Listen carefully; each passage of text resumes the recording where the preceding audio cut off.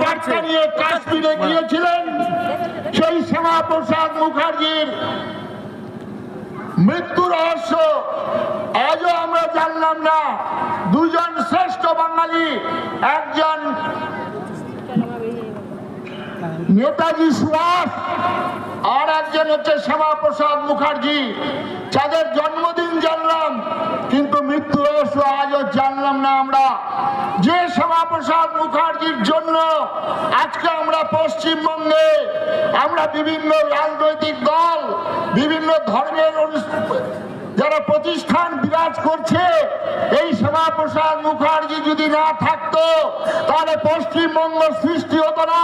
এই নেতাজি সুভাষকে আমরা, শ্যামাপ্রসাদ মুখার্জিকে আমরা সাম্প্রদায়িক বলে আখ্যায়িত করেছিলাম। এই শ্যামাপ্রসাদ মুখার্জির মৃত্যু তো আসছেন যখন কলকাতায়, তার মা কেঁদে কেঁদে বলছেন, ওরে ওরে প্রফুল্ল, ওরে বিধান, তোরা থাকতে আমার শ্যামার মৃত্যু। আজকে এই শ্যামাপ্রসাদ মুখার্জি যখন পাবনায় গিয়েছিলেন, সেখানকার মানুষকে একত্রিত করার জন্য, সেখানকার হিন্দুদেরকে সংগঠিত করার জন্য সেই পাবনায় তার সবাই ঢিল পড়েছিল।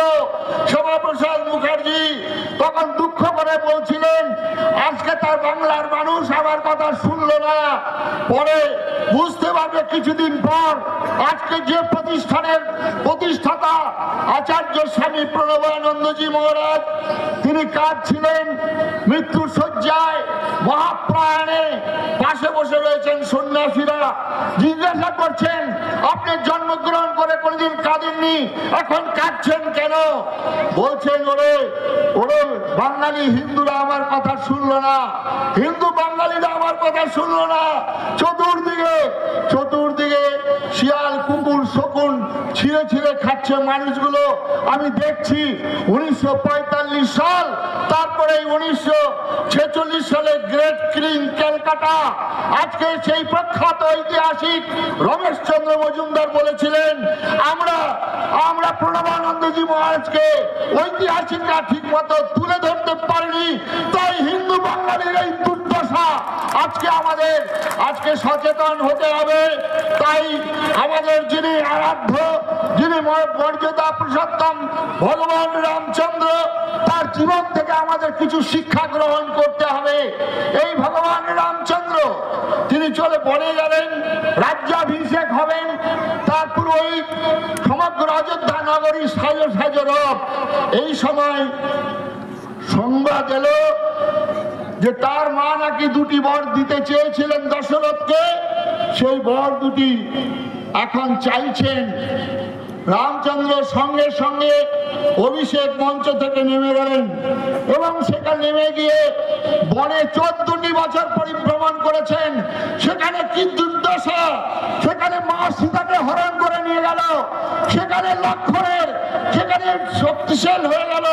সেই অবস্থায় রামচন্দ্র ঘুরছেন, ওই বনবাসী আদিবাসী গিরি ভাইদেরকে একত্রিত করে, তাদেরকে সংগঠিত করে প্রবল প্রতাপ সম্পন্ন রাবণের বিরুদ্ধে লড়াই করছেন। সেদিন হিন্দু ভগবান নিজে 3 ধনুক ধরে একের পর এক বাণ হানছেন। ভগবান রামচন্দ্রের জীবন থেকে এই শিক্ষা গ্রহণ করতে হবে। আজকে যারা এখানে হিন্দু সংগঠনের যারা মানুষ আছেন, যারা রাজনৈতিক দলের নেতৃবর্গ আছেন, তাদের কাছে বিনম্র নিবেদন করব, রামচন্দ্রের জীবন থেকে শিক্ষা গ্রহণ করুন। 14 বছর বনে বনে ঘুরেছিলেন, তারা ওই আদিবাসী গিরিবাসী ওই বনবাসী ভাইদেরকে ভাই বলে সম্বোধন করে তাদের এঠো খেয়েছিলেন।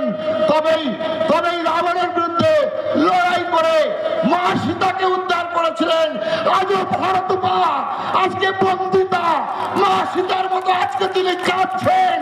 আজকে এই রাজনৈতিক দলের বন্ধুদের কাছে বিনম্র নিবেদন করব, গ্রামে গ্রামে ঘুরে ঘুরে ওই রাজনৈতিক বিরোধিতা না করে, ব্যক্তি বিরোধিতা না করে, হিন্দু সমাজের স্বার্থে, ভারতবর্ষের স্বার্থে, মা সীতা উদ্ধার করবে, ভারত মায়ের চোখের জল মুছিয়ে দেওয়ার জন্য আবার নতুন করে বুকের তাজা রক্ত ঝলকে ঝলকে ঢেলে দিন। বিরোধিতা করবেন না ভাই। আসুন, ওই ভগবান কৃষ্ণ আজ আজকে পঞ্চ পাণ্ডবরা 12 বছর বনবাসে ছিলেন, কি তাদের দুরবস্থা হয়েছিল। ওই পঞ্চ পাণ্ডবদের এক একজন ভাই সন্তান তাদের মৃত্যুবরণ করতে হয়েছিল। পাপ করেছিল পঞ্চ পাণ্ডবরা, পাপ করেছিল দশরথ, তার ফল ভোগ করতে হয়েছিল তার ছেলেদের। আজকে আমরা হিন্দু বাঙালি আজকে রামচন্দ্রের কাছ থেকে শিক্ষা গ্রহণ করে, আমরা আজকে পঞ্চ পাণ্ডবদের কাছে শিক্ষা গ্রহণ করে সমস্ত রাজনৈতিক দল আমরা একত্রিত হব। আসুন বিশ্ব হিন্দু পরিষদ, আসুন বজরং দল, আসুন হিন্দু সংহতি, আসুন রামকৃষ্ণ মিশন, আসুন ভারত সেবাশ্রম সংঘ, আসুন অনুকূল ঠাকুর, আসুন বালক ব্রহ্মচারী, আসুন পূর্ণ ব্রহ্ম, আসুন তৃণমূল, আসুন বিজেপি, আসুন কংগ্রেস। সর্বপ্রথম ভারতবর্ষ যদি না থাকে তাহলে আপনার ঘাস ফুল ফুটবে না ভাই। ভারতবর্ষ না থাকলে আপনার পদ্ম ফুল ফুটবে না ভাই। ভারতবর্ষ না থাকলে আপনার মন্দির আশ্রম মঠ মাখা থাকবে না। তাই ভারতবর্ষ, তাই হিন্দু বাঙালি আজকে কার্তিক মহারাজ ভারত সেবাশ্রম সংঘের সন্ন্যাসী। ভারত সেবাশ্রম সংঘ যখন বন্যা হয়, মহামারী হয়, দুর্ভিক্ষ হয়, মানুষের দ্বারে দ্বারে ভিক্ষালব্ধ অর্থ নিয়ে মানুষের সেবা কাজ করেন। সবার উপরে মানুষ সত্য, তার উপরে নাই। 16 মানুষ ভাই ভারত সেবাশ্রম সংঘের সন্ন্যাসী। ভারতবর্ষের হিন্দু জাতি তারা বলেন সর্বেশাং মঙ্গলাং ভূয়াৎ। হিন্দু জাতি তারা বলেন মদ গুরু শ্রী জগৎ গুরু। হিন্দু জাতি তারা বলেন নমঃ ব্রহ্মণ্য দেবায়।